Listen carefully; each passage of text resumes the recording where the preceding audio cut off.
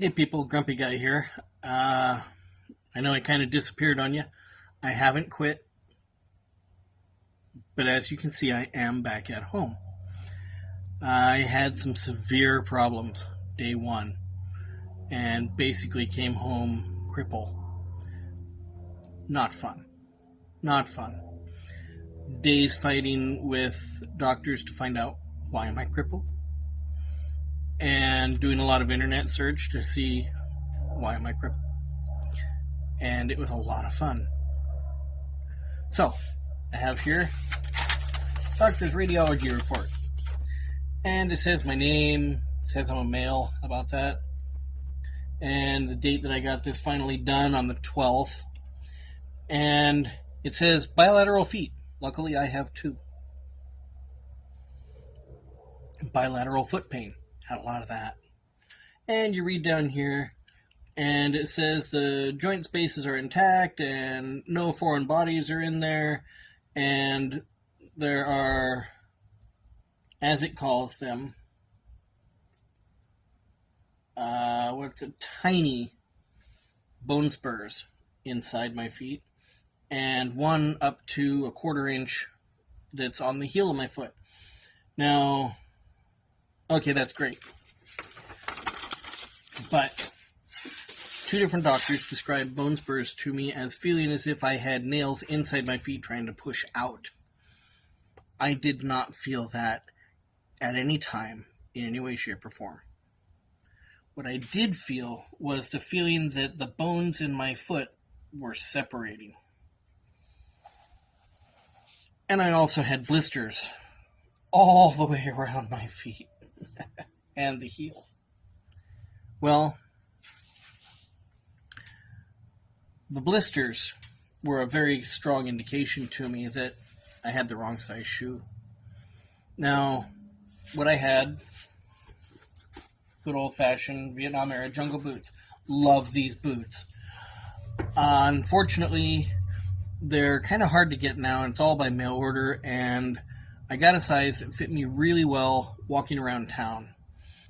But the technical walking, etc., out in the woods, that foot shifting around in there, the only place I didn't get a blister was on the heel of my foot. You know, on the back of the heel where everybody gets a blister for breaking in shoes. Well, I'd broken in the boots pretty well.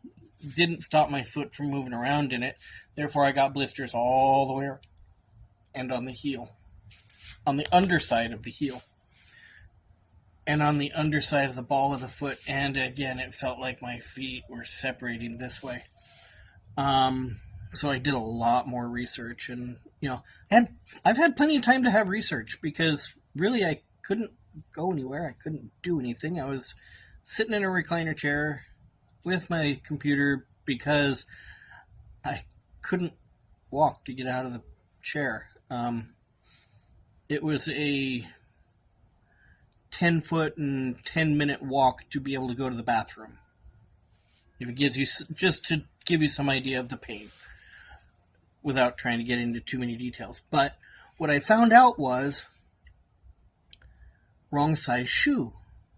Now, we've all had shoes that were too tight, because we were getting older and, our feet were growing and, your foot got crunched. Well, I didn't have a wrong size shoe too small. I had a wrong size shoe too big.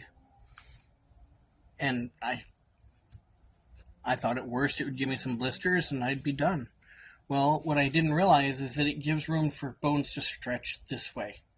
Also, if you look at the bend and where it bends, the distance between my index finger over here and my fingers here, that distance is different than the distance on this boot. This boot is about a 1/2 inch longer in that distance. Now, I had no idea of this. I didn't know it was that much longer, and I didn't know what it would do. But apparently, what that does is it doesn't it doesn't stretch your foot. But their shoe is designed to bend, and I'll do it this way because it's easier. Shoe is designed to bend where your foot bends. Well, When I got the wrong size shoe, all of a sudden it wanted to bend here on my foot instead of here on my foot. So I couldn't bend this way. It was trying to bend back here. Well, obviously, there's no joint in the foot there. And so that was causing a weird pressure that causes things to separate and it causes massive swelling. I had no clue. And I had to, discover this on my own by way of massive pain. And then, again, I did a lot of research on the internet. And then I called up a couple of guys, local shoe salesmen, that are very well regarded and have the measuring things in their stores and stuff. And they're, these guys really know what they're doing as opposed to just somebody, hired to sell cheap shoes. These guys were like actual professionals. And so I called these people and, asked them about it. And they were like, oh, yeah, no, that's really it. No. Okay, well, so here I am eating crow, feeling stupid because, yeah, I knew the shoes were a little bit too big. But, you see on the videos, they say, your shoes should be maybe a half size too big in order to allow for swelling. Well, it caused swelling. I had plenty of swelling. Basically, I listened to... No. I made a bunch of bad choices. And I paid dearly for them. And then later on, I found out what those bad choices were. So, that is why the feet and legs were so torn up and why I have been crippled, and I'm starting to rehabilitate now. I laid around, I did my healing, now I'm starting to rehabilitate, and as soon as I can get rehabilitated, I'll be back on the trail. But, yeah,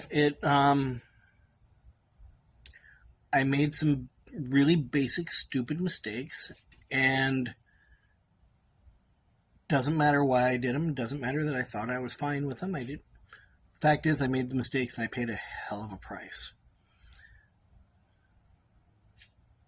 There you have it.